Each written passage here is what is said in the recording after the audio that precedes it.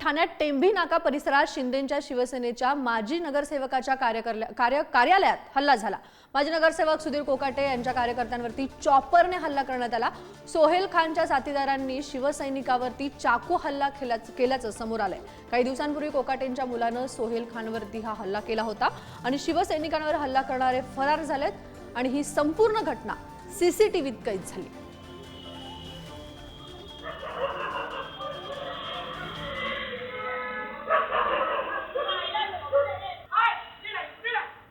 काय झालं, तो सोहेल नावाचा मुलगा आहे, त्याला गायकर कुटुंबाच्या त्या दोघा भावांनी त्याला मारलं होतं। तर त्या खुन्नसवरती मुलगी आली होती इथे, तिला वाटलं का, आणि तिने काय केलं, काही लोकांनी माझं मुलाचं नाव रोवण्यात आलं ते तिला वाटलं का मी तिला मदत, त्या गुन्हेगारांना मदत करतो, कोणता वडील मुलाला सांगेल का जाऊन मारामारी कर।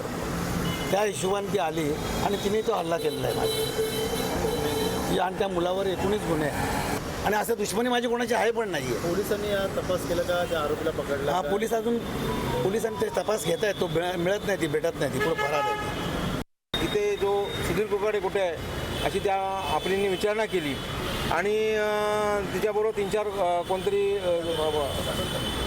पट्टी बांधलेले गुंड प्रवृत्तीची लोक होती आणि त्यांनी येऊन आमच्या कार्यकर्त्यांवरती हल्ला केला। नगरसेवकांवरती हल्ला होतो हे म्हणजे हा भ्याड हल्ला आहे। त्यांना अटक करून त्यांच्यावरती योग्य म्हणजे कठोर कारवाई करावी, जेणेकरून परत या गोष्टीसाठी ते धजावणार नाहीत।